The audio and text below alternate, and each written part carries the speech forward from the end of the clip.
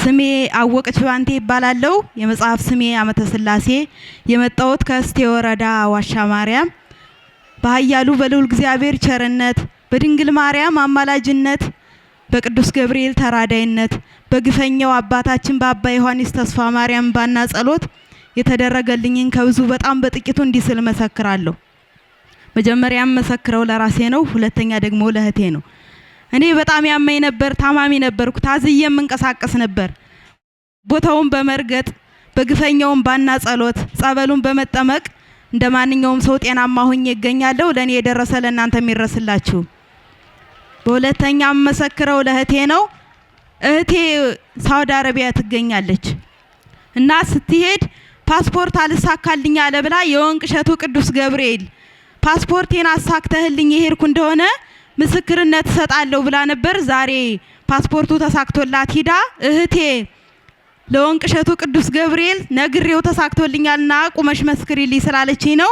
ለሷ የደረሰ ለእናንተ የሚረስላችሁ። አባታችን በሰላም ይመልስልን። እኔ ማሩ ብርሃኔ ይባላል ስሜ።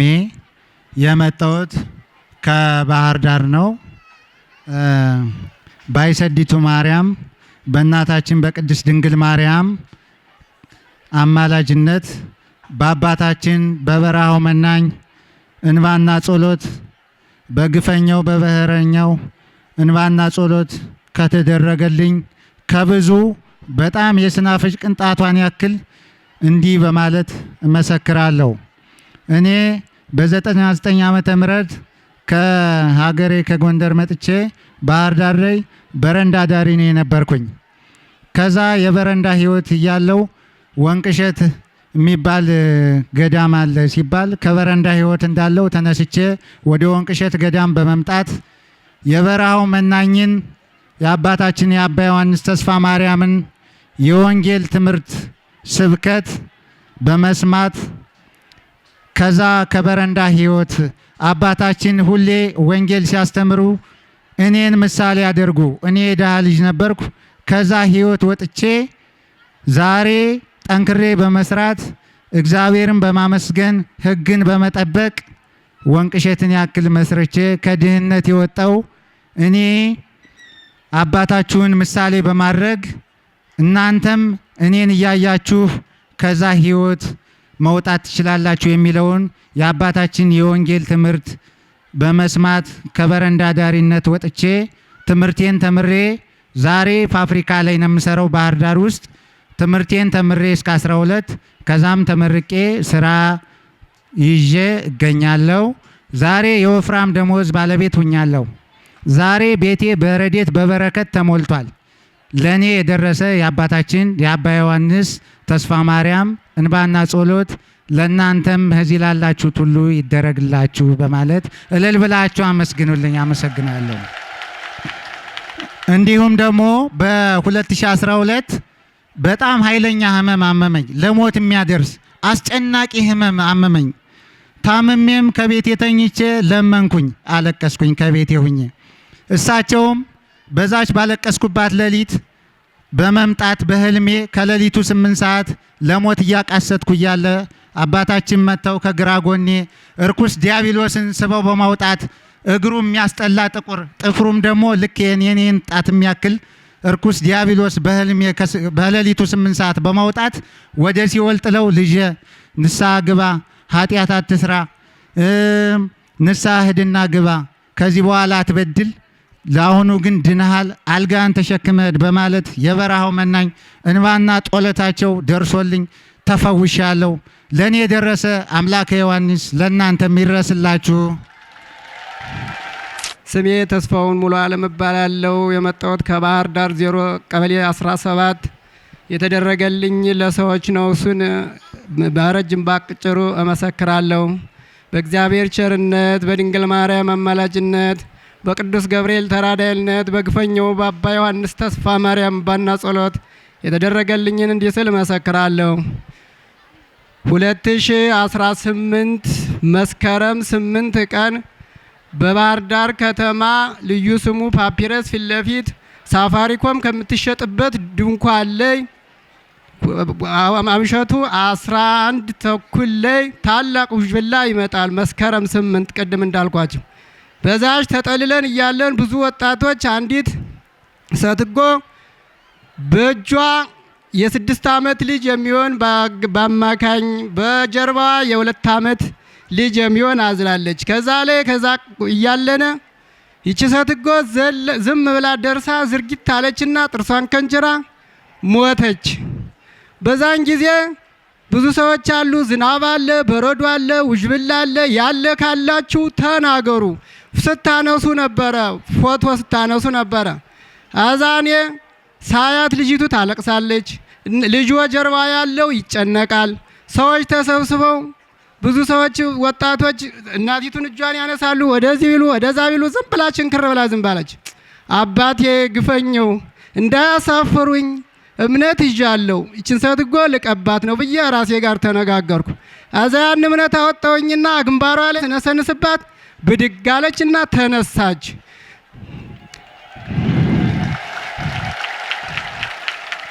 በብዛት የነበሩ የፔዳ ተማሪዎች ብዙ እዛ ከተማ አምሽተው ሲመጡ የነበሩ ነው። እንዲያስቲሆን ድረስ 1 ሰዓት እየሞላ ነው። በዛን ጊዜ ብዙ ሰዎች ፎቶ ሲያነሱ ነበር። የማን ነው እምነት ተባባለ። ሙሉ የወንቅ እሸት ነው አልኳቸው። ሙላው ድብቅ አለ። ምን እንደሆነ አላውቅም። ቢናገሩት ቢያስተላልፉት ጥሩ ነበረ። ሁለተኛው ለኔ የደረሰ አምላከ ዮሐንስ ለእናንተም ይስማችሁ። ሁለተኛው ደግሞ ጥቅምት 11 ቀን ከጉረቤታችን ቀበሌ 17 እዛው ጎተራ ሰፈር ጀርባ ከምንኖርበት ከሰው ቤት ገብታ ልጅ የምታሳድግ ነበረች። ማታ 2 ሰዓት ላይ አብዳ ወጣ ሄደች ተባለ። እዛ ስንወጣ ሰው እየተጨናነቀ እያለ ይዘዋት መጡ። ይዘዋት ሲመጡ ገባን አብረን። አሁንም እምነት ይዣለሁኝ። የዛን ጊዜ ሰዎች አሁን መጽሐፍ ቅዱስም ምንም ተባለ። ዝም ብዬ ቆየሁኝ። አዛ መጨረሻ ላይ ያችን ልጅ ግንባሯ ላይ እምነቱን ረጨው ሰሳታት ብድግ አለች። ሞናሽ ነበር ስትባል ኧረ ደህና ነኝ የትም አልሄድኩ አለች። ለእኔ የደረሰ አምላከ ዮሐንስ አምላከ ቅዱስ ገብርኤል ይድረስላችሁ። ሶስተኛ ደግሞ በባለፈው ሰኔ መጨረሻ አካባቢ ላይ አሸዋ ልናወጣ እዚህ እንመጣለን። አበይ የመጀመሪያው ቀን ስናወጣ ትንሽ እንደ ሰው ልምሰል ብዬ ነው እንጂ ቀደም በሕፃንነት የነበረብኝ የደም ማነስ ነበር። እንትን ማነው እሱ ልብ ድካም እና ልቤን ደከመኝ፣ በጣም አቃተኝ። ትቼው እንዳለድ እንዴት ብዬ እንዳረጋ ያርገኛል። 10 ጊዜ እያረፍኩ ነበር የምወጣው። መጨረሻ ላይ በ3ኛው ቀን ነው አርብ ቀን ነው ይመስለኛል ባልሳሳት እንደው ድክም አረገኝና ላብ አረገኝና ለቀቀኝ። ተመልሼ ስሄድ ደህና፣ አሁንም ስሄድ ደህና። በቃ ፈጣሪ ፈውሶኛል ማለት ነው አልኩና ብዙ ተሸከምኩ። አሁንም ደህና። እስቲ ቀጥታ ልሄድ ብዬ ሄድኩ፣ ደህና ሆንኩ። ይሄ ነገርማ ታምር ነው ወይ መንበረ ጸባዖት ይገርማል አልኩኝና መጨረሻ ላይ አሁንም በብዛት ደህና በጣም የሚምዘገዘጉ ሰዎች ጋር ስሄድ ደህና ሆንኩ። ግን ከ7 ዓመት በፊት የነበረችብኝ ከሳይክል ወድቄ ውልቃት አለችብኝ። ስትነሳብኝ እታሻት ነበረ። አሁን እንግዲህ ካልታሸዋል ድንም ማለት ነው ስል እንደው አባቴ እንደው ዛ ክንዴ ተሰብሬስ እንዳልሄድ እንደው እያልኩ ስል ኋላ ማታውን እዚህ መተን የመጨረሻው ቀን ቅዳሜ ነበረ። አሸዋ ስናጥብ ሰዎች ሲያጥቡ ሲም ብዬ እጄ ልግባት ግን ታክሲ እየነዘነዘ ነው ብዬ አሸዋ ስንሸክፍ አሁንም እንደሆነ አላውቅም ዳንኩ። ለቀቀኝ፣ ሳልታሽ ለቀቀኝ። ተመስገን ጌቴ ብዬ በሰላም ወደ ቤት ሄድኩ። ለእኔ የደረሰ አምላከ ዮሐንስ አምላከ ቅዱስ ገብርኤል ለእናንተ የሚድረስላችሁ። የእኔ የተደረገልኝ ብዙ ነው፣ ግን ተናግሬ አልጨርሰውም። አሁን ጊዜ ላለማባከን ስለዚህ ላይ አቆማለሁ። እግዚአብሔር አምላክ አባታችን ባሉበት ቸር ሰው ያጋጥማቸው፣ የጠላቶቻቸውን ልቦናቸው ያራራላቸው፣ ድንግል ማርያም አትለያቸው፣ ቅዱስ ገብርኤል እንባቸውን ያብስላቸው፣ እንባቸው ታብሶ ለማየት ያብቃን። የመጽሐፍ ስሜ ገብረ ኪዳን እባላለሁ። የመጣሁት ከእንጅባራ ማህበረ በኩራት ነው እና በእግዚአብሔር ቸርነት በቅዱስ ገብርኤል ተራዳኝነት በእናታችን በቅድስት ድንግል ማርያም ምልጃና ጸሎት በአባታችን እንባና ጸሎት የተደረገልኝን ከብዙ በጥቂቱ እንደዚህ በማለት እመሰክራለሁ። እኔ ወደዚህ ገዳም የመጣሁት 2013 ነው። 2013 ወደዚህ ገዳም ከመምጣቴ በፊት እንደ ማንኛቸውም ወጣት እሰራለሁ ግን ከሰው በታች አልሰራም። እንደ ሰው እኮ እሰራለሁ። ገንዘቡ በየት እንደሚሄድ ግን አላውቀውም። የሚያውቀኝ ሰው ያውቀዋል እንዴት እንደምሰራም። እዚህ ገዳም ከመጣው በኋላ ግን ወደዚህ ገዳም እንኳን ስመጣ በወቅቱ ከእንጅባራ ወደ ጭስ አባይ የሚያመጣ ትራንስፖርት 400 ብር ነበር። ያችን 400 ብር ትራንስፖርት ለመክፈል ከዛም አሟጥጬ ነበር የመጣሁት። እንደው የሚገርማችሁ ከዛ በኋላ ወደዚህ ገዳም ከመጣው በኋላ ግን ያዝኩት የተረዘዝኩት የነካሁት ስራ ሁሉ ተባርኮልኝ ተቀድሶልኝ እንደ ማንኛቸውም ጓደኞቼ ወጣለሁ፣ ገባለሁ፣ ሰራለሁ ተባርኮልኝ ለዚህ በቅቻለሁ። ለኔ ለደረሰ ለእናንተ የሚደረስላችሁ እልል ብላችሁ አመስግኑልኝ እስኪ። እኔ የመጣሁት ካለፋ ወረዳ ሻወራ ማህበረ በኩራት ነው። የክርስትና ስሜ ወለተ ማርያም ይባላል። የዓለማዊ ስሜ ስመኛ እንደበት እባላለሁ። እኔ በቅዱስ ገብርኤል አማላጅነት በእመቤታችን አማላጅነት በቅዱስ ገብርኤል ተራዳኢነት በአባታችን እንባና ጸሎት የተደረገልኝ እንዲህ ስል በብዙ በጥቂቱ እንዲህ ስል እመሰክራለሁ። እኔ የተደረገልኝ ልጄን በጣም ያማት ነበር። ሕክምና ስወስዳትም ሳምባ ምች ነው እባላለሁ እና በኦክስጅን 5 ደቂቃ ኦክስጅኑ ካለቀ በቃ ትሞታለች። ተስፋ እንቆርጣለን። አለቅሳለሁ።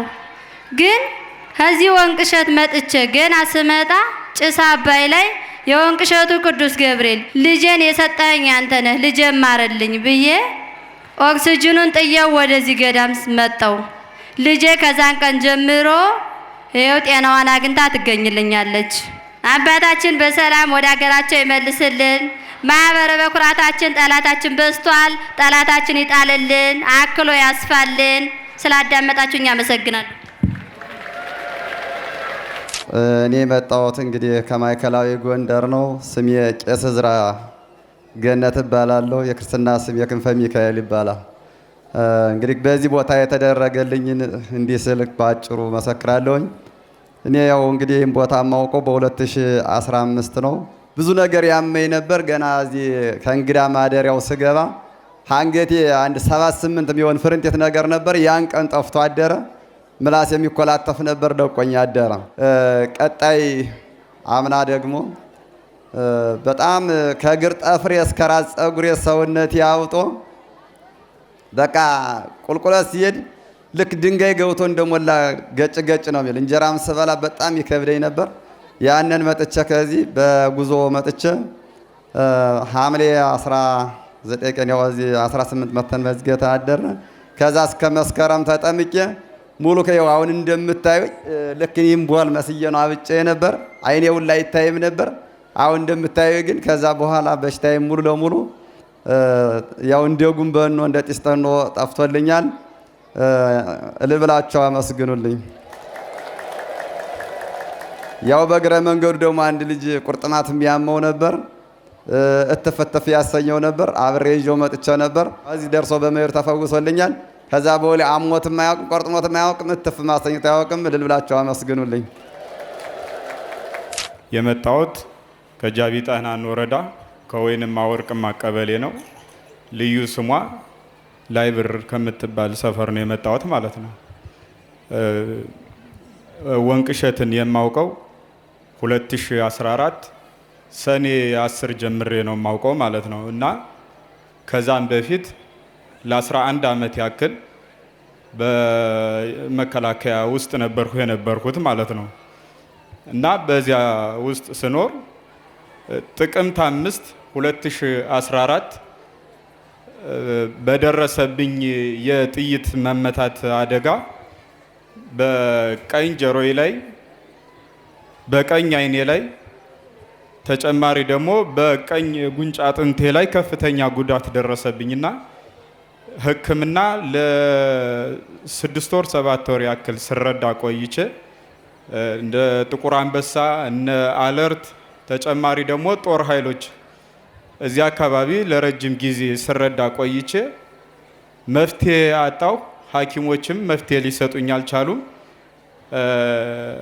ጆሮዬ ከፍተኛ በሆነ መስማቱን ቀነሰ። የቀኝ ጆሮዬ የቀኝ አይኔም ደግሞ መጨፈን አቆመ። ያው የቀኝ ጉንጭ ያጥንት ስብራት በአጥንት መገጣጠሚያ ብረት ተደግፎ እንደሚኖር ያንን አስረድተውኛል። ሌሎችን ግን ምንም አይነት መፍትሄ የሌለው ነገር ሆነብኝና ተሕክምና ወጥቼ ወደ ስራዬ ተመለስኩኝ ማለት ነው። ከስራዬ ስመለስ ለ5 ቀን ያክል ፍቃድ ስጡኝ ብዬ አመራሮችን ፍቃድ ጠየኳቸውና ፍቃድ ወጣሁኝ። ፍቃድ ስወጣ ግን እኔ ፍቃድ የወጣሁት ቤተሰብ ጋር ሂጄ ጸበል ነበረና እዚያው ጸበል ለመጠመቅ ነው። አቡዬ ጸበል አለ እዚያው እኔ ያለሁበት አካባቢ ላይ ማለት ነው።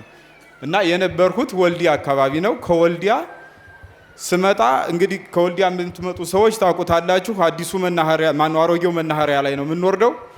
አሮጌው መናኸሪያ ላይ ወርደን ወደኛ አቅጣጫ ለመሄድ አዲሱ መናኸሪያ ላይ መምጣት አለብን። ግን እኔ እንዳጋጣሚ ሆኖ መኪና ነበረ። ከዚያው በአሮጌው መናኸሪያ ወደዚያው መሄድ ይችል ነበር ወደ ሀገሬ። ተመኪናው በምን እንደቀረሁኝ ከአዲሱ መናኸሪያ ለምን እንደመጣሁኝ እኔ አላውቀውም። አዲሱ መናኸሪያ አካባቢ ላይ አልጋ ይዤ አደርኩኝ። አልጋ ይዤ አደርኩና በበነጋታው አዲሱ መናኸሪያ ላይ ጭስ አባይ የሚል መኪና ላይ ገባሁ ማለት ነው። ጭስ አባይ የሚል መኪና ላይ ገባሁ። ወንቅሸት ልምጣ ምን ልምጣ እኔ አላውቅም። ዝም ብዬ መኪና ላይ መግባቴን ብቻ ነው የማውቀው። መጨረሻ ላይ ጭስ አባይ መጠን እዚህ መሰብሰቢያው አካባቢ ስንደርስ ሰው ማገኘሁኝ። እስከዚያ ስመጣ መኪና ላይ ብዙ ሰው ቢኖርም አላወራሁም ነበር እኔ ሰዎች ጋር ማለት ነው። ዝም ብዬ ነው የመጣው። መጨረሻ ላይ የት ነው የሚሄድ ሰው ምናምን ስል ወንቅሸት ተባለ። ስለ ወንቅሸት ክፉውንም ደጉንም ነገር አላውቅም ነበረ ከመጀመሪያ ማለት ነው። እና ዝም ብዬ አብሬ የመጣው ቢያንስ ያችን 5 ቀን ተጠምቄ ለመሄድ ነበረ ፍላጎቴ የነበረው። ከ5 ቀን አልፎ 40 ቀን ተጠምቄ ሄድኩኝ ማለት ነው። 40 ቀን ተጠምቄ ሄድኩኝ።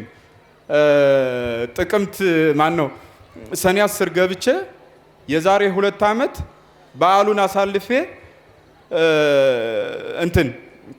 በበነጋታው በ20 ነው የወጣሁት ማለት ነው። እና በዋናነት የተደረገልኝ ነገር እዚህ ጋር ከዚህ በኋላ አይንህ ፕላስተር እያደረግክ ነው መተኛት ያለብህ፣ አሊያም ደግሞ መሐረም ነገር የሆነ ነገር እየሸፈንክ ነው መተኛት ያለብህ።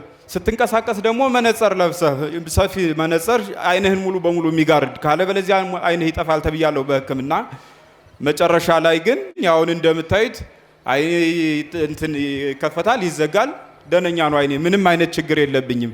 ከዛን ጊዜ ጀምሮ ጸበሉን በየጊዜው ጆሮዬ ላይ እንዲገባ አድርገው ነበር። ሕክምና ላይ ታውቁታላችሁ፣ የሕክምና ሙያተኞች ጭራሽ ውሃ ወደ ጆሮ እንዳይገባ ነው የሚባለው። እኔ በተደጋጋሚ ጆሮዬን ውሃ እንዲገባው ጸበል እንዲገባው አደርግ ነበረ ማለት ነው። ይህን ሳደርግ አሁን ላይ ጆሮዬ ሙሉ በሙሉ እየሰማ ነው፣ ደህና ነኝ። የጆሮ ማዳመጫ ታዝዞልኝ ነበር። ያን የጆሮ ማዳመጫም አልፈልግም ብዬ በመንግስት ተሰጥቶኝ ነበር። አልፈልግም ብዬ ወዲያውኑ እዚያው ለመንግስት ያስረከብኩኝ ማለት ነው። ስለዚህ ለእኔ የደረሰልኝ እናንተ የሚደረስላችሁ።